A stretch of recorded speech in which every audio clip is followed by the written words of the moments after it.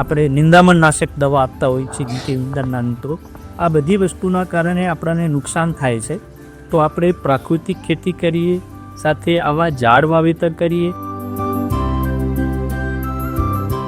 પ્રણામ. જય જિનેન્દ્ર.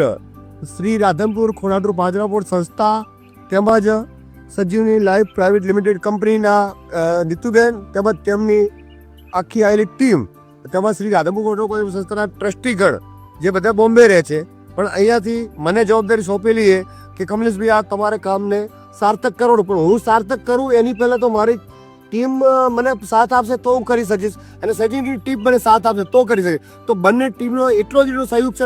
મને લાગે છે કે દરેકનું જે સપનું છે એ સપનું 100% પૂરું થશે, અને આ વૃક્ષોના રોપા દ્વારા અબોલ પશુઓને કાંઈક સારું સાતા મળે એવો ભાવથી અમે કરી રહ્યા. અને ખૂબ ખૂબ બધાનો આભાર, ખૂબ ખૂબ ધન્યવાદ.